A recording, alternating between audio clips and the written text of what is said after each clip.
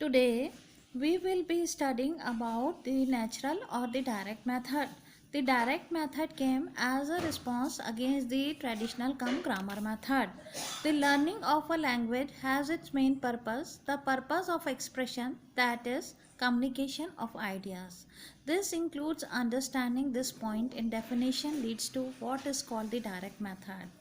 Now, explanation of the this method was evolved as a reaction to the earlier methods. The main objective of this method was to impart a perfect command of foreign language. They thought that the people should acquire ability to think in the foreign language and speak them with good pronunciation. This perfection could be achieved by following a natural order. Means they thought that if the students will think in their own language, then translate it, then they will never have a command over a foreign language or they won't be able to understand a foreign language. एक foreign language को translation से नहीं सीखा जा सकता. The direct method, the term was originated in France in 1801. It received official sanction in 1908. It was revised in 1909 and again in 1925-26. Its principles came out from Germany. The Association of French Teachers, which was formed in 1886 and was known as the International Phonetic Association, popularized it. The objective of the direct method is to teach the language directly. It's aimed to create a direct bond between the word and the meaning, thought, and expression. That is, it directly connects a new word or expression of the child with what it stands for. It is an attempt to minimize the use of the mother tongue. At Champion is of opinion that instead of using mother tongue, often we should rather employ means which can make them understand the new linguistic material as directly as they can understand the same in the mother tongue. Means एक नया word, एक नई language, एक नया linguistic जो बच्चा सीख रहा हो उसको डायरेक्टली सीखे. मदर टंग को जैसे सीखता है डायरेक्टली, वैसा ही एक फॉरेन लैंग्वेज को डायरेक्टली ही सीखे. And it can be done by employing those means. This will acquire a proper atmosphere. This atmosphere will prevent the use of mother tongue and stimulate them to think in English. Felix Franke says that the moment a concept, meaning, and foreign word are intimately brought into contact without the intervention of the native word, we have the direct method. Thus, the foreign words leads to its concept, meaning. We can say in more simple words that the emphasis is on enabling the pupils to think in and use foreign language. Means if you want to learn a foreign language, you have to think in that language, then only you can perform better in that particular language. Characteristics of the method.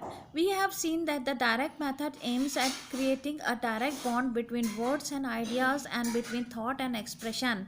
Language, which can help us to express our ideas, has been defined as the translation to experience. Hence, in all languages, whether native or foreign, there should be a close relationship between words and thoughts. Words and thoughts का आपस में relation होगा, तभी क्या है directly एक foreign language को सीखा जा सकता है. They should be well knit together. If it is not so, thinking in that language will not be possible. Hence, a direct bond between experience and expression should be formed. It lays emphasis on oral teaching. It recognizes that the roots of direct association lie in the spoken aspect of the language. This requires constant conversation with the students. तो teachers क्या है, जब तक कि ये teachers और students आपस में कन्वर्सेशन नहीं करेंगे एक फॉरेन लैंग्वेज नहीं सीखा जा सकता, ऐसा मानना है डायरेक्ट मेथड में. Advantages of the direct method. The understanding of English becomes easier. The inhibition of the mother tongue tends to create a direct bond between idea and expression. Thought और expression के बीच में direct bond बनता है. It begets fluency of speech. It also results in easy writing. Direct association between word and meaning tends to improve expression in speech and expression in writing. The reading of English becomes easy and pleasant. It lays emphasis on the spoken medium. Its technique requires alertness and activity on the part of both the reader and the thought. The use of objects, pictures, and models, other illustrations, actions, demonstrate, etc., makes the lesson interesting and real. So, in this method, it lays emphasis on demonstration. Through demonstration, people will understand that what is being said, and then they connect the link with their thought ideas. The method is psychologically sound. It follows the main principles of education, that is, proceed from particular to general, proceed from concrete to the abstract, and practice must proceed theory. It bridges the gap between active and the passive knowledge. Now, limitations. There are some limitations of this method. The direct method aims to promote that the oral aspect of language learning. It undermines the significance of written work and reading. The method aims at the active command of a language. This makes its learning more difficult. Dr. Breton rightly concludes that only the clever child can profit by the method. It can be clearly seen that only a limited number of words can be directly associated with their meanings or objects they represent. So it is rather more difficult. Abstract things cannot be learned very effectively in direct method. We lack in skilled teachers which can teach effectively by applying this method in their classroom. So in Indian atmosphere, again there is some lacuna, like we don't have that much facilities in our schools or like that in learning a foreign language, so it becomes difficult. It is a difficult and expensive method. Our schools cannot provide for sufficient equipment and facilities for using this method successfully. Our classrooms are overcrowded. Most of the schools have no buildings of their own. Classrooms fall short of accommodation, and children cannot sit properly as the seats provided for them are neither sufficient. So, creating that atmosphere for demonstration is rather difficult and expensive if we say in the scenario or Indian atmosphere. Now, conclusion.